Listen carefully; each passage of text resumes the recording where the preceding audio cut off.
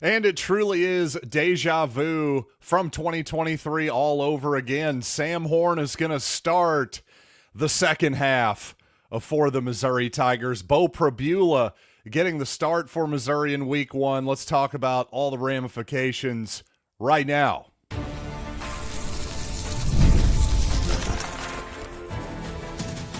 You are Locked On Mizzou, your daily podcast on the Missouri Tigers. Part of the Locked On Podcast Network, your team every day. Hey, all you true sons and daughters, I'm John Miller, your Mizzou mafioso, and the central scrutinizer of Missouri Tigers football and basketball with an emergency live breaking episode here of Locked On Mizzou. As ESPN's Pete Thamel is reporting that Beau Pribula is going to be your starter for week one. He's going to get the first half, and Sam Horn is going to get the second half of the ball game. Now, for those of you right now who are yelling at your podcast machines that this is unfair, this isn't a real competition in that case, well, you very well could be right. But if you'll allow me just a quick victory lap, this is exactly what I've been predicting was going to happen since, I don't know, the first week of fall camp, when I thought Drinkwitz fairly early in fall camp, if you just read between the lines a little bit, kind of gave away the game a little bit. No need to really recap all of that at the moment. What I think is important to note here is that Missouri did not say that there's going to be an alternating of drives or even an alternating of quarters, maybe even two for Beau, two for Sam, that type of thing. If you're going to try to take a real evaluation, well, I think that's what you would do, because by the time by the time Sam gets into the game in the second half, you've got to hope that Missouri has basically throttled Central Arkansas already, and certainly I'd imagine, well, Sam won't be the only second stringer in the game at that point. I'm hoping to see at least Sam Horn get a chance to throw the ball 10 times at least, let's say. If all we're going to do is let him hand the ball off, then truly it never was a real competition. I think we can safely say that, or at least certainly not a competition that went as deeply into a fall camp as Eli Drinkwitz would have had you believe. And you know what? That's okay. I'm not really having any huge criticisms for Missouri and Drinkwitz here. I don't think there's anything wrong with playing a little bit of sleight of hand with the Kansas Jayhawks in week two. Quite simply, that's an enormous game for Missouri. If they're going to make the college football playoff this season, I'm sure they're not saying it out loud, I don't think, but I'm sure within that locker room, they think we can get there. Well, if the Tigers are truly going to get there, they're not going to do it if they lose to the Jayhawks in week two. If this is going to be a successful season, you almost have to beat Kansas, I think. And, of course, the historic nature of this rivalry and the 14-year layoff in between games makes it all the more significant. So, again, playing this sleight of hand by Drinkwitz, heck, I'm all for it. I just, from very early on, like I said, I was getting deja vu and 2023 vibes from sort of the very beginning on this, where it felt like, yeah, there was a competition between Brady Cook and Sam Horn, but as we saw it play out in 23, Sam Horn starts the second half, gets all of that action, but Missouri only lets him actually throw the ball a handful of times, and the Tigers had already built up a pretty big lead there. So a mix of, well, we're trying not to completely run up the score, step on the opponent's throat, but at the same time, I thought, yeah, this isn't a real competition. I think that's not that it wasn't a real competition. I keep saying that. What I really mean to say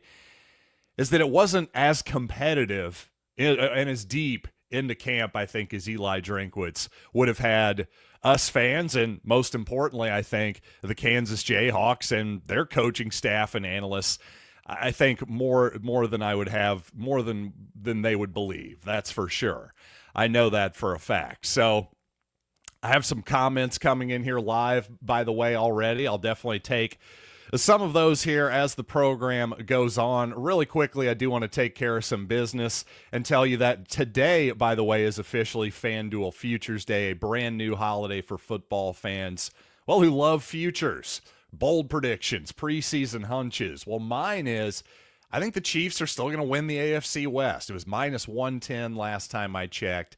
So that's my bet there. I also like Travis Hunter as a relative long shot to win your offensive rookie of the year in the NFL. Whatever your take is, you got to throw it down. Put down real money over at FanDuel.com. Visit the FanDuel app today and start planning your futures bets now, because FanDuel is one day and one day only. It is FanDuel. Run your game. And also, guys, Rugiet. You've probably heard of Cialis and Viagra. Well, I've got something for you that acts a heck of a lot faster. It's Rugiet Ready. It's 3-in-1 formula, dissolves under your tongue and kicks in fast, an average of 15 minutes. Effects last up to 36 hours. You got to love that it's completely online, so very discreet, shipped right to your door. Head to Rugiet.com/LockedOnCollege and use the code LockedOnCollege to get 15% off today. That's RUGIET.com/LockedOnCollege and use promo code LockedOnCollege for 15% off. Individual results may vary with prescription treatment. Compounded drugs are permitted to be prescribed under federal law, but are not FDA approved and do not undergo FDA safety, effectiveness, or manufacturing review. Please visit the Rugiet website for full safety information.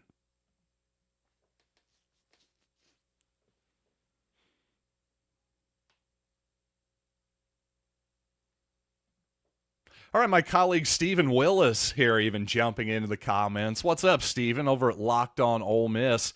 He says Mizzou is the most underrated team in the SEC, and I tend to agree with that, especially when you consider, hey, I just did a read over at FanDuel.com for those fellas, and, well, despite my love for them, not a lot of love coming back the other way, a 6.5 win total. I guess we shouldn't complain. Let's just go profit over at FanDuel anyway. But you know what? Steven's saying that the Tigers are the most underrated team in the SEC. Well, he and I are far from alone on that. Most of my Locked On SEC colleagues, the guys from the squad, seem to tend to agree with that. And, well, Mary Likens saying she's a big-time everydayer of the program and a 5%er, by God, as well. KU is a must-win for a couple different reasons. I'm interested in seeing what the running back rotation looks like. I think you're going to see a lot of Ahmad Hardy early and often. I think you'll see Jamal Roberts in third down passing type situations, and maybe a little bit of Marquise Davis too. I'd like to see him in some short yardage. Would be interesting against Central Arkansas. See what that looks like. Mary continues, we shall see. The offensive line is a giant question mark. Once again, as long as Caden Green does okay at left tackle, I think Missouri will be okay there. That's just my instinct there. P5 Cowdery says, if the young men, the quarterbacks, can handle it, then we can too. Hope they both succeed. Tyler Maple points out that Cody Schrader, Theo Weiss, Javon Foster, Williams, Noel, Cologne, and maybe a few more got waived. Importantly, I think Brady Cook has survived the cuts so far. Unfortunately, yeah, Cody Schrader, all of that action he got late in preseason for the Rams, well, he looked pretty good in said action. Unfortunately, that was actually probably a bad sign in retrospect for his chances of making the team. Ethan says, doesn't starting Beau for the first half now show Drink's hand for KU? Now they can prep for Beau. Well, yes, it does, but really it just shows their hand, I guess, a couple days early. And to your point, why even say it now? Why not wait a couple of days? I don't know. I guess Drink needed to throw Pete Thamel a bone once again over at ESPN. That's really the only explanation I have for you there. Definitely a bummer on some of those waivers. I do think Cody Schrader might get picked up again by the Rams on the practice squad. I think that's a distinct possibility.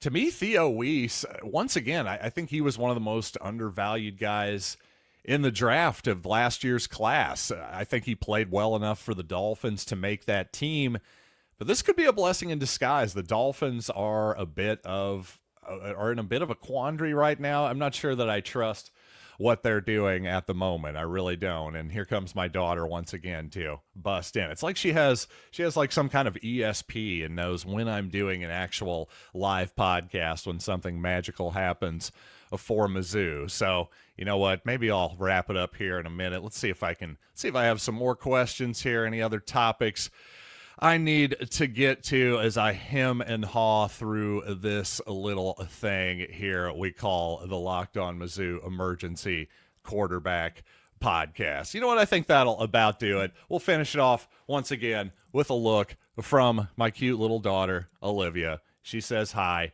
I say bye. I'll see you guys tomorrow, Wednesday morning, right here on Locked On Mizzou. And I wasn't prepared to end the podcast. Just kidding. Hold on. There we go.